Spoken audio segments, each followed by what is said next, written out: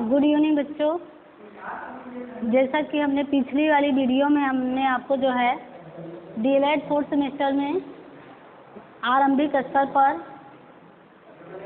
पठन लेखन बढ़ती क्षमता का विकास के बारे में हम आपका विषय है उसके बारे में बता रहे हैं। तो हमने अभी आपके पठन के बारे में, पठन का अर्थ क्या, पठन कितने प्रकार के होते हैं, पठन के कितने भेद हैं, ठीक। तो हमने बताया। अब पठन में हमने स्वस्वर पठन की बात आपको पिछली वाली वीडियो में हमने आपको बताया था। स्वस्वर पठन में क्या है, स्वस्वर पठन के कितने भेद हैं, स्वस्वर पठन से क्या आनंद मिलता है, कैसे छात्रों में उनका विकास होता है स्वस्वर पठन से। उसी प्रकार हमने पठन में पहले पठन हमने आपको बता दिया है, स्वस्वर पठन है। दूसरा पठन हमारा मौन पठन है। तो मौन पठन के बारे में हम आपको बताने जा रहे हैं कि मौन पठन क्या है। तो मौन पठन क्या है कि मौन पठन में क्या होता है कि लिखित सामग्री को जो लिखित सामग्री होता है उसे मन में पढ़ा जाता है और मन ही मन पढ़ा जाता है। इससे आवाज़ नहीं निकलती है, मुंह से आवाज़ नहीं निकलती है मौन पठन करते समय। और पठन या मौन पठन कहलाता है जैसे कोई लिखित सामग्री दिया गया हो और छात्रों को कह दिया जाए। यह प्रारंभिक स्तर पर तो नहीं हो सकता, लेकिन यह माध्यमिक स्तर पर तेज़ी से बच्चों में विकसित होता है। तो उस समय क्या करते हैं बच्चे कि शिक्षक के द्वारा कहे गए अनुसार जो है वह मौन पठन कक्षा में क्या करते हैं, मौन पठन करते हैं। तो मौन पठन करते समय मुंह बंद रहता है, आवाज़ नहीं निकलती है, उसी को हम मौन पठन करते हैं, मौन वाचन कहलाता है। मौन वाचन के ओठ क्या होते हैं, बंद रहते हैं। तो जैसे अब एक हमारे मनोवैज्ञानिक जड़ थे, मनोवैज्ञानिक जड़ ने कहा है कि जब छात्र पैरों से चलना सीख जाता है तो घुटनों के बल खिसकना छोड़ देता है। तो उसी प्रकार क्या है कि जब बच्चा स्वस्वर पठन पढ़ लेता है, स्वस्वर पठन करना उसे आ जाता है, तो वह स्वस्वर पठन छोड़कर मौन पठन करना प्रारंभ कर देता है। प्रारंभिक स्तर पर नहीं बल्कि माध्यमिक स्तर पर होता है। तो इस प्रकार हम कह सकते हैं कि जो है इसी प्रकार भाषा के क्षेत्रों में देखा जाए तो छात्र जब पठन की कुशलता में निपुणता होती है उनके अंदर, जैसे स्वस्वर पठन कर रहे होते हैं उनके अंदर निपुणता आ जाती है और काफ़ी अच्छे से वो पढ़ना सीख जाते हैं। तो उस प्रकार से वह जो है स्वस्वर पठन को छोड़कर मौन पठन करना प्रारंभ कर देते हैं। तो उसमें क्या होता है कि मौन पठन में निपुणता आना व्यक्ति के विचारों को अभिव्यक्त करना या उसका एक द्योतक बन जाना वह कहलाता है। जैसे कि भाषाई में वो दक्षता हासिल कर लेना, पढ़ने में या पठन करने में दक्षता हासिल कर लेता है, उसी प्रकार से वह उसका एक सूचक बन जाता है जिस प्रकार वह स्वस्वर पठन को छोड़कर मौन पठन करना प्रारंभ कर देता है। तो मौन पठन थे। तो मौन पठन के उद्देश्य क्या हैं इसके बारे में हम बताएंगे। मौन पठन के उद्देश्य से क्या होता है, मौन पठन के उद्देश्य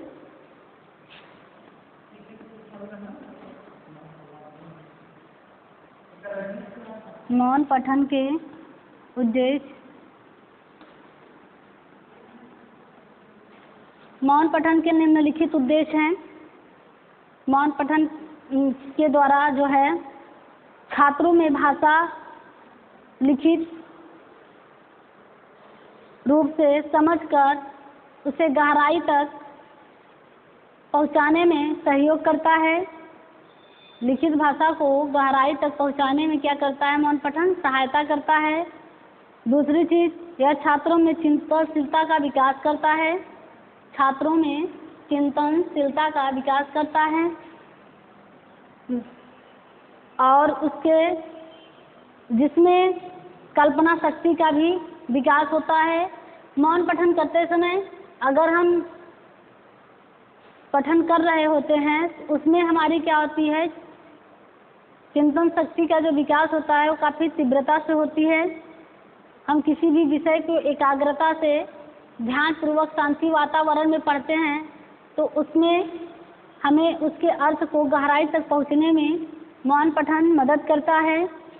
साथ में जो है पत्र पत्रिकाओं का साहित्य पढ़ने में हमें आनंद मिलता है मौन पठन करते समय। इस प्रकार से मौन पठन यह जीवन के सीमित इच्छाओं और व्यक्ति के थकान को कम करती है। जैसे सस्वर पठन करते समय लोग मुंह से आवाज़ निकलती है तो उसमें क्या होती है, एनर्जी खत्म होता है। लेकिन मौन पठन करते समय उसमें आवाज़ नहीं निकलती है, मन ही मन पढ़ा जाता है, तो उससे क्या होती है कि इसमें जो है एनर्जी कम होती है और धीरे धीरे इसमें तीव्रता आती है अर्थ को समझने में। इस प्रकार से हमारे मौन पठन के उद्देश्यों में सबसे ज़्यादा शारीरिक, मानसिक और बौद्धिक रूप से छात्रों का विकास होता है। मौन पठन के द्वारा छात्रों में उनके व्यवहार और पठन में भी निपुणता होती है, क्योंकि वो अर्थ को गहराई तक समझते हैं या किसी भी विषय वस्तु को जो है स्मरण करते हैं, ध्यान करते हैं, जिससे कि उनका मानसिक रूप से विकास हो पाता है। तो इस प्रकार से मौन पठन के निम्नलिखित उद्देश्य हैं। अब हम आपको मौन पठन के जो है भेद बताएंगे कि मौन पठन के कितने भेद होते हैं। तो इस प्रकार हम मौन पठन के भेद के बारे में बताने जा रहे हैं आपको। तो सस्वर पठन ही मौन पठन की सफलता का आधार बनता है, क्योंकि जब बच्चे सस्वर पठन जब तक हम सस्वर पठन करना नहीं सीखेंगे तब तक हम मौन पठन कभी सही ढंग से नहीं कर सकते हैं, या छात्र कभी शुद्ध नहीं पढ़ सकता है, उसमें अशुद्धियाँ रहती हैं। इसलिए सस्वर पठन के बाद ही मौन पठन की सफलता छात्रों में हो सकती है। तो पठन की प्रकृति के अनुसार मौन पठन के दो भेद होते हैं। मौन पठन के कितने भेद हैं? दो भेद हैं। तो हम भेद के बारे में पढ़ेंगे, कौन कौन से भेद हैं मौन पठन के भेद। पहला है गंभीर पठन। पहला हमारा क्या है?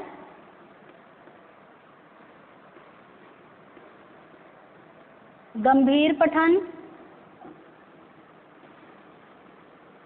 गंभीर पठन। दूसरा है द्रुत पठन। दूसरा हमारा क्या है? द्रुत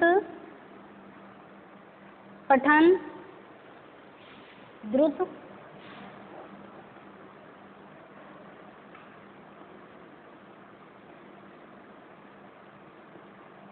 द्रुत पठन। पहला हमारा जो है गंभीर पठन है, दूसरा हमारा द्रुत पठन है। और हम गंभीर पठन के बारे में बात करेंगे, द्रुत पठन के बारे में हम बाद में बताएंगे कि गंभीर पठन में क्या क्या आता है। सबसे पहले हम देखेंगे गंभीर पठन के उद्देश्य। गंभीर पठन के उद्देश्य। गंभीर पठन के उद्देश्य। गंभीर पठन के भी निम्नलिखित उद्देश्य हैं। गंभीर पठन के निम्नलिखित उद्देश्य को हम पढ़ेंगे। निम्नलिखित उद्देश्य कौन कौन से हैं? भाषा का आधार है, भाषा का अधिकार, विषय पर अधिकार। पहला है हमारा भाषा का अधिकार। भाषा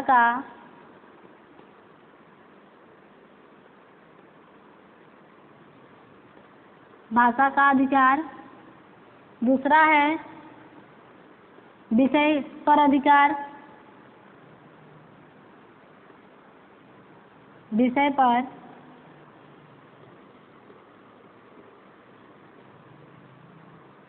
अधिकार।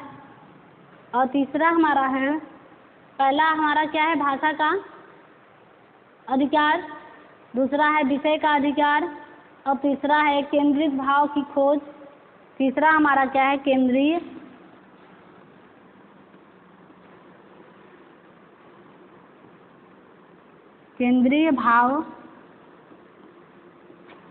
भाव का खोज,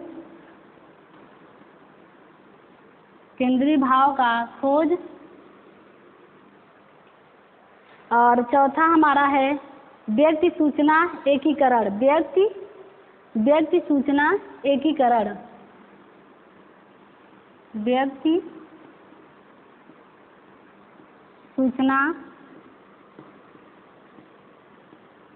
सूचना एकीकरण।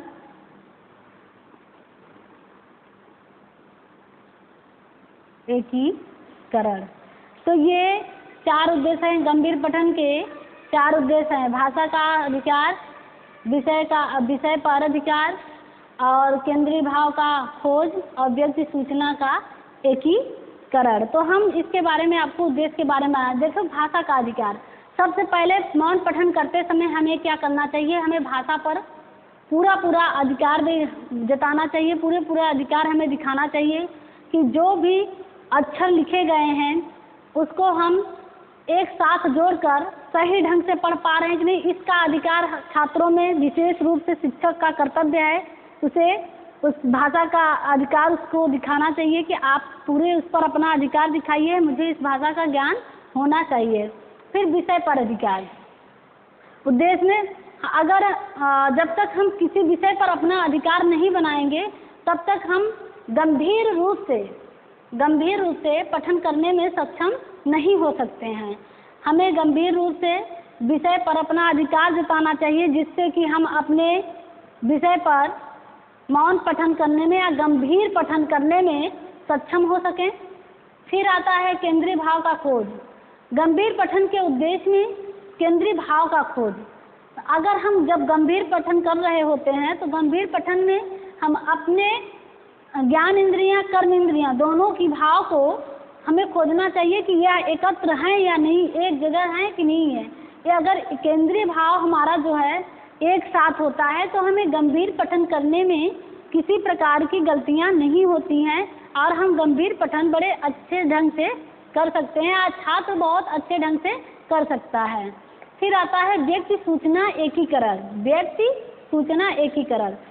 जो छात्र या बालक गंभीर पठन करता है या गंभीर पठन करने के साथ साथ उसे यह देखना चाहिए कि जो वह पठन कर रहा होता है उसमें जो सूचना है, डाटा है, उसका वह एकत्रित करना, उसका एकीकरण समावेश कर पा रहा है कि नहीं, इस चीज़ का जो है उसके अंदर यह क्षमता होनी चाहिए। गंभीर पठन करते समय व्यक्ति सूचना एकीकरण को छात्र के अंदर यह पूर्ण रूप से उसे सक्षम बनाना चाहिए कि वह सूचनाओं को एक साथ एकत्रित करके, एक साथ डाटा तैयार करके वह उसे जो है धारण कर सके, स्मरण कर सके।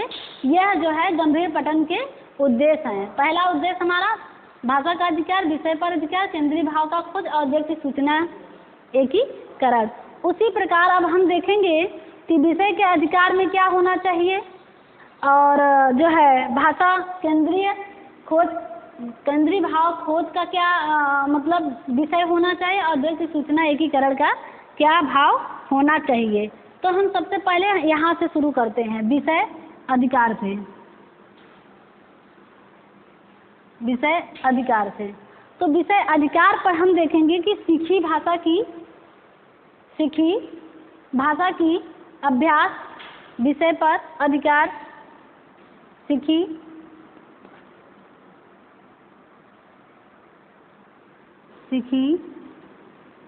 भाषा का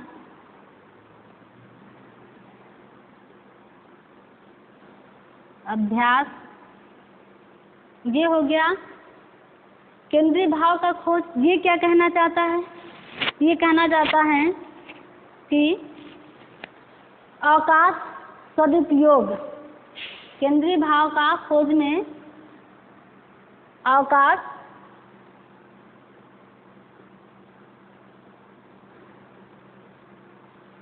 अवकाश का सदुपयोग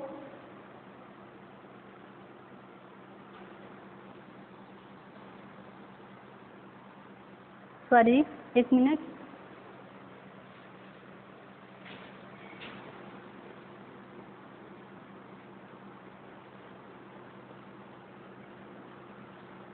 सदुपयोग, अवकाश का सदुपयोग, केंद्रीय भाव का खोज।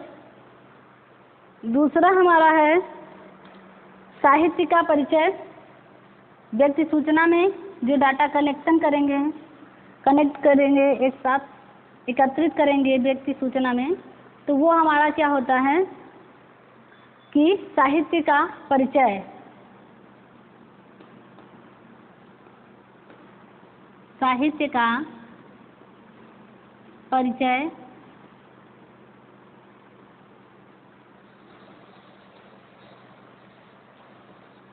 साहित्य का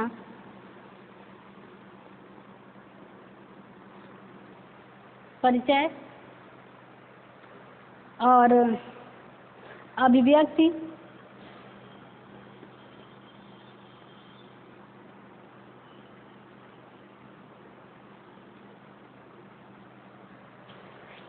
आनंद की खोज प्राप्ति।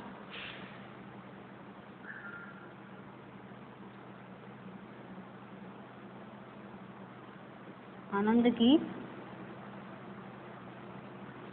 प्राप्ति। तो इस प्रकार विषय पर अधिकार में हम देखेंगे कि सीखी भाषा का अभ्यास। देखिए, जब हम किसी विषय को अपना अधिकार बना लेते हैं किसी विषय पर, तो उसमें जो लिखी हुई भाषा होती है उसका अभ्यास हमें डेली करना चाहिए। छात्रों को, एक शिक्षक का कर्तव्य होता है कि वह छात्रों को सीखी भाषा का अभ्यास उसे डेली कराना चाहिए। या छात्र कक्षा में अगर किसी प्रकार से कोई जो है बेल नहीं चल रही है, तो उस समय शिक्षक को चाहिए कि वो कक्ष में जाकर, अगर छात्र का कक्षा नहीं चल रहा है या कोई शिक्षक उसमें नहीं है, तो उन्हें सीखी हुई भाषा पर उन्हें अभ्यास कराना चाहिए। केंद्रीय भाव का खोज, अवकाश का सदुपयोग करना चाहिए। किसी भी जो है,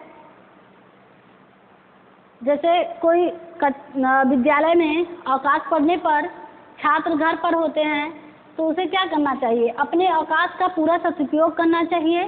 सदुपयोग करेंगे तभी हम किसी भी विषय पर अपना अधिकार जता पाएंगे, या अवकाश में ये होगा कि हम अपने भाव को गंभीर पठन के द्वारा जो है एकत्रित कर सकेंगे। व्यक्ति सूचना एकीकरण में साहित्य का परिचय, जो डाटा या जो सूचना उनके पास होगी वह साहित्य का परिचय कराएगा। या शिक्षक को चाहिए कि छात्रों को उन्हें साहित्य के बारे में विशेष रूप से बताना चाहिए, उन्हें परिचय कराना चाहिए, तभी वह सूचनाओं को एक साथ एकत्रित कर पाएंगे।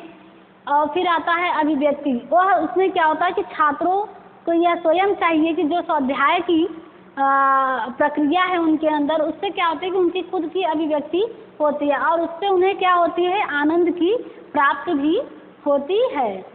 तो ये हमारा मौन पठन के भेद हैं। तो गंभीर पठन की ये उद्देश्य है, और द्रुत पठन ये हमारा द्रुत पठन है। तो अब हम जो है चल पढ़ेंगे कि मौन पठन के जो है क्या साधन है। मौन पठन के साधन के बारे में हम पढ़ेंगे।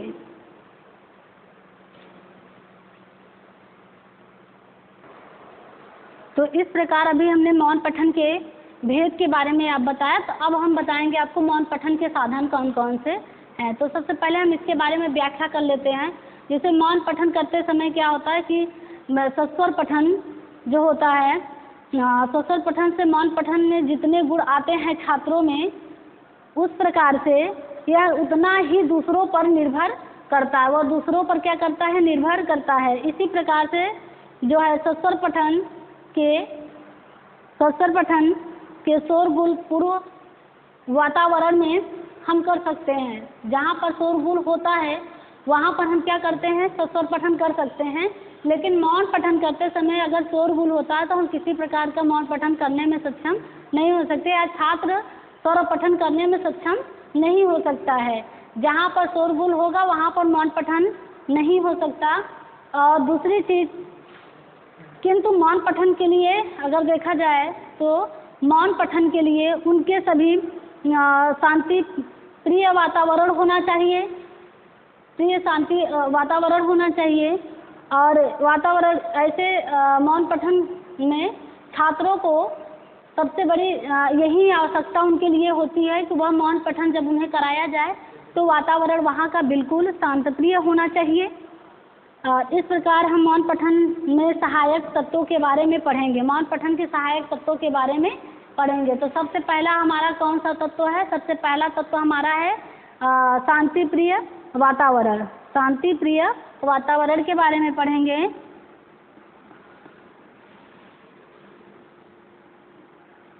शांतिप्रिय वातावरण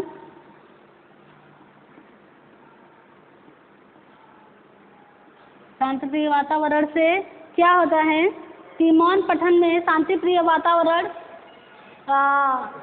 पठन करते समय अति आवश्यक होता है, अत्यंत आवश्यक होता है। इस प्रकार छात्रों में जो है शांतिप्रिय वातावरण के द्वारा वह अर्थों को समझ सकते हैं, उसके भाव को समझ सकते हैं। जो भी वह पाठ्यक्रम या जो भी विषय पढ़ रहे होते हैं उस विषय वस्तु पर उनकी अधिकार हो सकता है। एकाग्रता की भावना से उनमें जो है बिल्कुल अच्छे ढंग से वह उसके अर्थ को गहराई तक समझ पाएंगे। अगर जिस जगह शांतिप्रिय वातावरण नहीं होता है उस जगह मौन पठन संभव नहीं हो सकता। अतः पाठशाला या स्वाध्याय का निर्णय लेने से पहले हमें जो है मौन पठन कराने के लिए हमें प्रिय शांति वातावरण की व्यवस्था करनी चाहिए, जिससे छात्रों में एकात्मक आत्मसात करने की भावना हो सके। दूसरा चीज़ हमारा है एकाग्रता। दूसरा हमारा तत्व क्या है? एकाग्रता है। एकाग्रता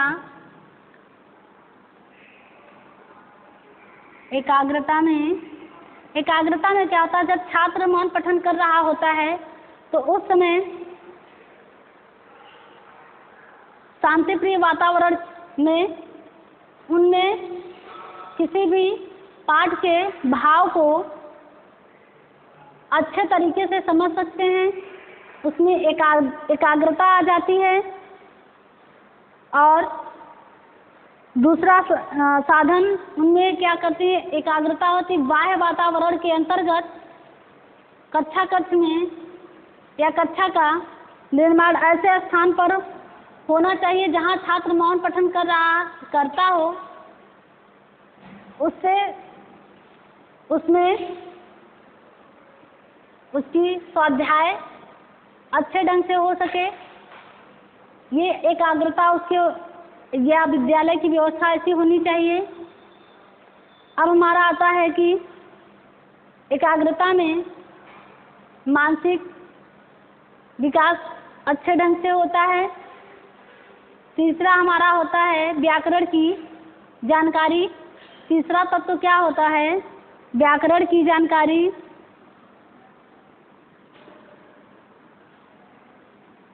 व्याकरण की जानकारी। तो व्याकरण के द्वारा जैसे मौन पठन करते समय हमने कहा ना कि सस्वर पठन में क्या होता है कि छात्र त्रुटियों को शिक्षक त्रुटियों को जान सकता है, लेकिन मौन पठन में त्रुटियों को कोई नहीं जान सकता क्योंकि उसमें ओठ बंद करके पठन किया जाता है। लेकिन सस्वर पठन में क्या होता है? आवाज़ आती है तो उससे शुद्ध और अशुद्ध की मात्रा को पहचानने में जो है शिक्षक उस चीज़ को ध्यान में रखा रहता है कि कहाँ पे अशुद्ध है कहाँ पे शुद्ध है। तो मौन पठन में व्याकरण की जानकारी, जब तक हम सस्वर पठन सही ढंग से नहीं कर सकते हैं तो मौन पठन करने में हम सक्षम नहीं हो सकते। तो उसी के आधार पर एक तत्व तो ये बताए हैं कि व्याकरण उसकी सही जानकारी। जब तक हम सही व्याकरण की जानकारी अपने अंदर नहीं रख सकते या छात्रों के अंदर सही ढंग से व्याकरण की जानकारी नहीं होगी, वह मौन पठन करने में सक्षम नहीं हो सकते। व्याकरण के पूरे ज्ञान के बिना मौन पठन संभव नहीं है। और अतिरिक्त इससे क्या होता है कि इसमें विराम चिन्ह कहाँ पे लगना चाहिए, अर्ध विराम चिन्ह कहाँ पे लगना चाहिए, विस्मयादि बोधक कहाँ पे लगना चाहिए, प्रश्नवाचक चिन्ह कहाँ पे लगना चाहिए, इस चीज़ की जानकारी छात्रों को अगर नहीं है तो वह मौन पठन करने में सक्षम नहीं हो सकता। अगर विराम चिन्ह, अर्ध विराम, विस्मयादि बोधक, प्रश्नवाचक चिन्ह, इन सब की जानकारी अगर सही ढंग से छात्रों को शिक्षक द्वारा दी जाती है तो वह मौन पठन करने में बिल्कुल सक्षम होते हैं। और जैसे पूर्ण जानकारी के बिना अर्थ का अनर्थ हो जाता है, अगर छात्रों को पूर्ण जानकारी नहीं दी जाती है तो अर्थ क्या अनर्थ, जैसे सीधा का उल्टा हो सकता है, उसी प्रकार अर्थ का अनर्थ भी हो सकता है। इसलिए छात्रों को जब हमें प्रारंभिक स्तर से माध्यमिक स्तर पर बच्चा पठन करते हैं तो उनमें मौन पठन विकसित करने के लिए हमें व्याकरण की सही जानकारी देनी चाहिए, शिक्षक को सही जानकारी ज्ञान प्राप्त कराना चाहिए। अब हमारा आता है समुचित ज्ञान।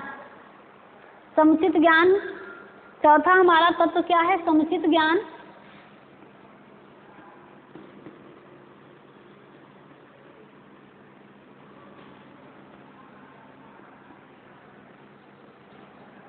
समुचित ज्ञान में क्या है कि पाठ्य विषय का पूर्ण भाषा ग्रहण करने के लिए आवश्यक है कि उसमें पाठ्य विषय के अंतर्गत छात्रों को किसी भी विषय के बारे में समुचित ज्ञान शिक्षक को कराना चाहिए, तभी वह मौन पठन करने में सक्षम हो पाएंगे। कठिन शब्दों के बारे में उन्हें बताना चाहिए, जैसे हमें मुहावरों के बारे में बताना चाहिए, पर्यायवाची के बारे में बताना चाहिए, समानार्थी शब्द क्या होता है, तत्सम शब्द का अर्थ क्या होता है, तद्भव का क्या अर्थ होता है।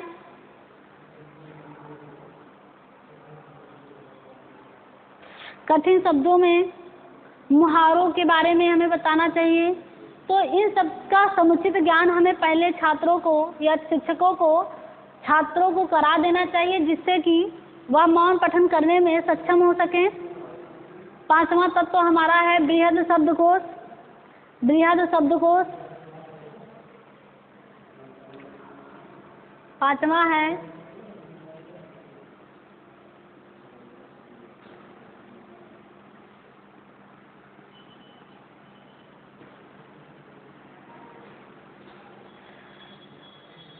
बृहद शब्दकोश में शिक्षक के द्वारा छात्रों में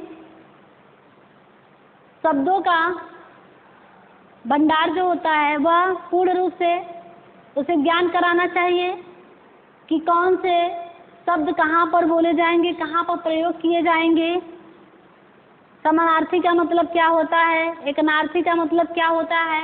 तो ये सारी चीज़ें बृहद कोश के अंतर्गत शिक्षक को छात्रों के अंदर इस चीज़ का पूर्ण रूप से ज्ञान करा देना चाहिए, जिससे कि उन्हें किसी प्रकार की मौन पठन करते समय समस्या न पैदा हो।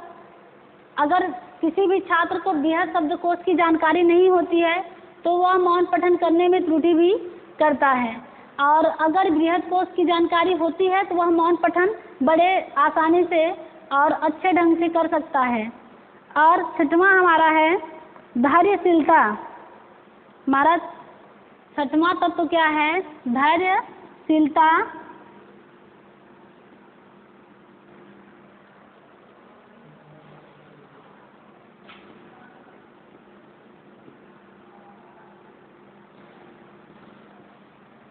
किसी भी छात्र को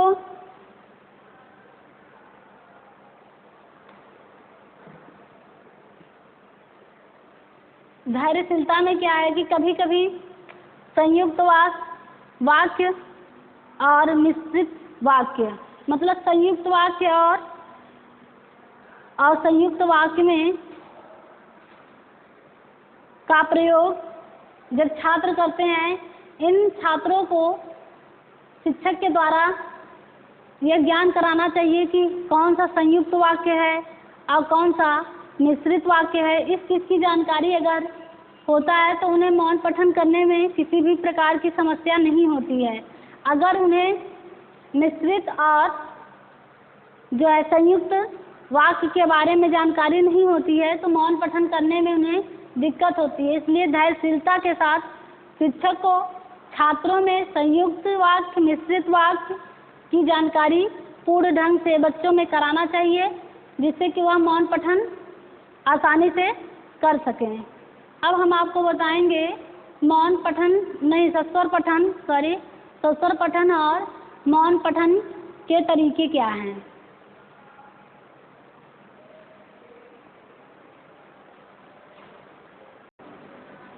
तो ये हमारे जो है मौन पठन के हमने जो है साधन बताए थे। तो अब हम बताएंगे सस्वर पठन एवं मौन पठन के तरीके। देखो गद्य पद्य क्या है कि गद्य पद्य के आधार पर ही सस्वर पठन और मौन पठन किया जाता है, लेकिन इसमें ये तरीके बताए जाएंगे कि सस्वर पठन के द्वारा जो है गद्य पद्य किया जाता है, लेकिन जो गद्य होता है सस्वर भी किया जाता है और मौन भी किया जाता है। तो इस प्रकार से जो है गद्य एवं पद्य के पाठों का सस्वर पठन में महत्वपूर्ण स्थान है। प्राथमिक एवं पूर्व माध्यमिक कक्षाओं में गद्य की पाठ्य पुस्तकें अलग नहीं होती हैं। इसके द्वारा मौन पठन का प्रशिक्षण जो है एक मौन पठन में और सस्वर पठन में ये गद्य पद्य के आधार पर इनका जो है वाचन किया जाता है। पाठों के आधार पर यह देखा जाता है कि कहाँ पर हमें सस्वर पठन करना चाहिए और कहाँ पर मौन पठन करना चाहिए। जैसे कोई गद्य है तो प्राथमिक स्तर पर कभी भी मौन पठन नहीं किया जाता है। जब भी किया जाता है मौन पठन वह पूर्व माध्यमिक स्तर पर किया जाता है, माध्यमिक स्तर पर किया जाता है, उच्च जो है शिक्षा में किया जाता है। लेकिन सस्वर पठन ये प्राथमिक स्तर पर भी किया जाता है, क्योंकि जैसे जैसे मैच्योरिटी लोगों के अंदर आती जाती है वैसे वैसे सस्वर पठन को छोड़कर मौन पठन में जो है अपना अभ्यास बना लेते हैं। और इस प्रकार से शिक्षक द्वारा आदर्श सस्वर पठन किया जाता है। उसके बाद छात्र भी सस्वर पठन करते हैं प्राथमिक स्तर पर, जिससे कि उनका छात्रों का सर्वांगीण विकास हो सके और वो भी मौन पठन करने में सक्षम हो सकें। तो हिंदी शिक्षक जो होते हैं उनमें हिंदी शिक्षक तथा छात्र द्वारा प्रयोग किए जाने वाले सस्वर पठन एवं मौन पठन के तरीके निम्नलिखित होते हैं। जैसे पहला हमारा क्या है, पहला है हमारा चित्र पठन। कभी कभी क्या होता है प्राथमिक स्तर पर क्या होता है छात्र क्या करते हैं चित्र को देखकर उसको पढ़ना प्रारंभ करते हैं। जैसे कोई बना हुआ है, एप्पल बना है तो एप्पल को देखकर लोग उसके बारे में पढ़ेंगे। उसका हाव भाव जो है छात्रों को प्राथमिक स्तर पर सिखाया जाता है। चित्र का पठन का मतलब चित्र को देखकर पढ़ना प्रारंभ करते हैं। इसमें छोटी कक्षाओं में छात्रों के सामने कक्षा की भित्ति पर एक बड़ा सा कोई चित्र बना दिया जाता है और छात्र उसको देखकर उसके बारे में पठन करना या पढ़ना प्रारंभ करते हैं। दूसरी चीज़ है हमारा शब्द पठन, पढ़ने और गद्य पढ़ने और कभी कभी गद्य को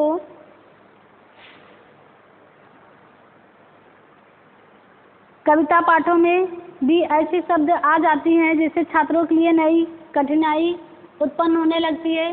जैसे छात्र पढ़ रहे होते हैं तो गद्य पद्य में कुछ ऐसे कठिन शब्द आ जाते हैं जिससे कि छात्र नहीं पढ़ पाते, तो शिक्षक को कठिन वाक्यों का उच्चारण कराना चाहिए शब्दकोश यही है कि वो कठिन शब्दों का क्या करते हैं, शिक्षक द्वारा उच्चारण कराना चाहिए, जिससे छात्र भी उसे सही ढंग से पढ़ सके।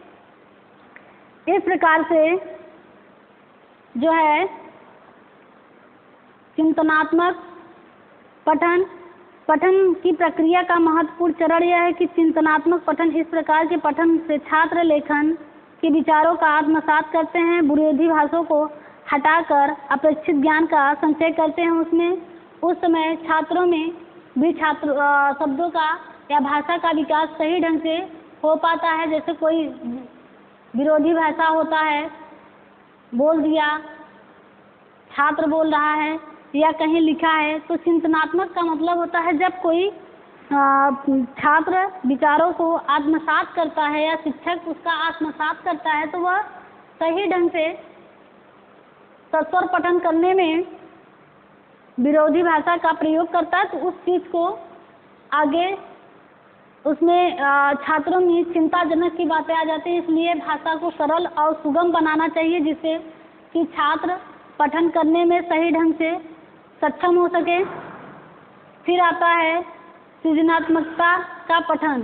सृजनात्मकता के पठन में क्या है कि पढ़ते पढ़ते मानव सृजन की ओर अग्रसर होने लगते हैं और उनमें जो है उसका झुकाव और पद्य की तरफ होने लगता है। जैसे जो कवि होते हैं, नाटककार होते हैं, कविकार होते हैं, लेखककार होते हैं, ये लोग क्या होते हैं, ये यही होते हैं जो गद्य पद्य को सही ढंग से उसको पढ़कर उसका आत्मसात कर लेते हैं। वही कवि के रूप में अपने विचारों को व्यक्त करते हैं और अन्य भाषाओं का उसमें प्रयोग करके कविता को प्रस्तुत करते हैं। इस प्रकार से गद्य पद्य के द्वारा सस्वर पठन और मौन पठन के ये तरीके थे। तो कितने हैं तरीके इसमें? पहला हमारा क्या है, चित्र पठन, शब्द पठन और चिंतनात्मक पठन, शाब्दिक पठन और सृजनात्मक पठन। ये 5 पठन हैं। मौन और सस्वर पठन के ये 5 तरीके हैं पढ़ने के। अब आपको जो है शिक्षण पठन की प्रमुख विधियां बताई जाएंगी कि शिक्षण करते समय या पठन की शिक्षण विधियां क्या होती हैं, जिससे कि छात्रों में पठन को सही ढंग से विकसित किया जा सके। उसके बाद उसकी विधियों के बारे में बताएंगे, जिससे कि छात्र सही ढंग से जो है उन विधियों का आत्मसात करके सस्वर और मौन पठन में अपनी दक्षता को हासिल कर सके और शारीरिक मानसिक रूप से भी वह दक्ष हो सके। तो इस प्रकार से हम पठन शिक्षण की प्रमुख विधियां बताने जा रहे हैं आपको।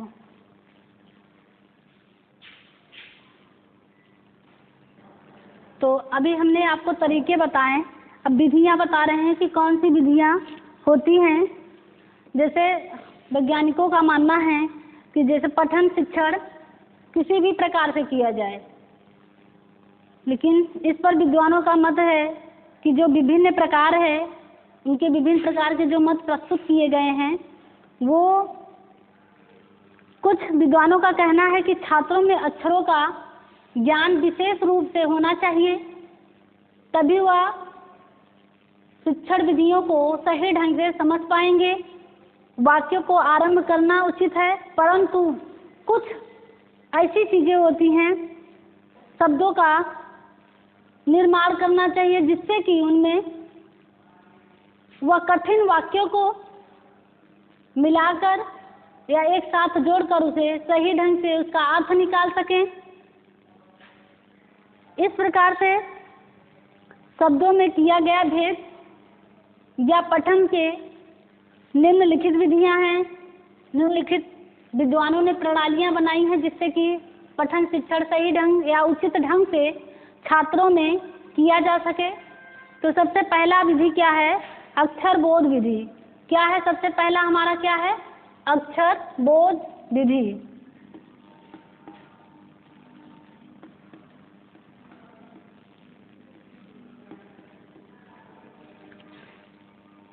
इसके माध्यम से छात्रों में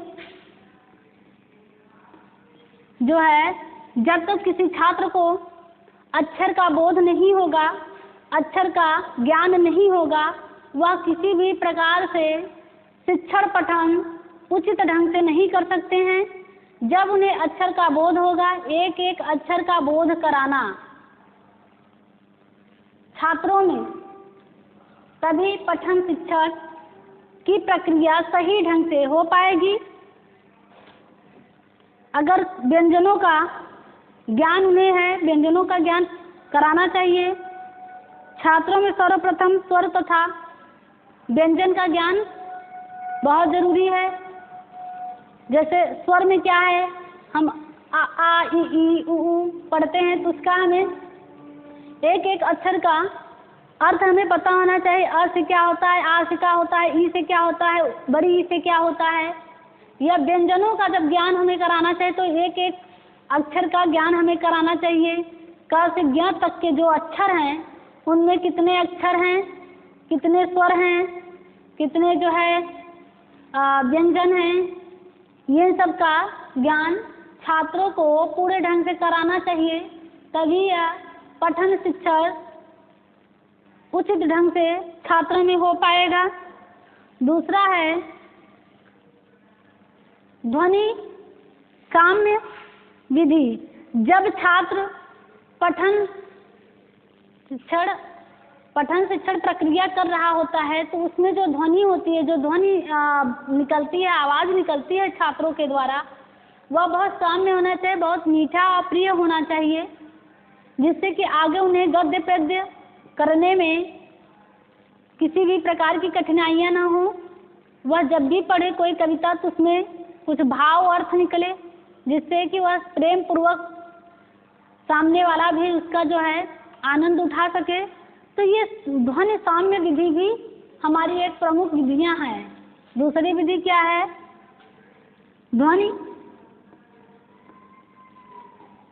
ध्वनि साम्य विधि दूसरी विधि थी। अब हमारा है तीसरा, देखो और कहो प्रणाली। जैसे कोई अक्षर लिखा होता है, इस विधि में अंग्रेजी विधि या हिंदी के जो भी रूपांतरण होते हैं, जैसे कोई बड़े अक्षर छोटे कक्षाओं में देख लीजिए, तो किताबों में बड़े बड़े अक्षरों में हिंदी इंग्लिश से लेकर अंग्रेजी से लेकर हिंदी तक का उसमें व्याख्या मतलब लिखा रहता है, जिससे छात्र क्या करते हैं, उसे देखकर उसका सही ढंग से उच्चारण करते हैं। देखो और कहो, उसको देखते हैं और उसे क्या करते हैं, कहते भी हैं, मतलब देखकर पढ़ते हैं।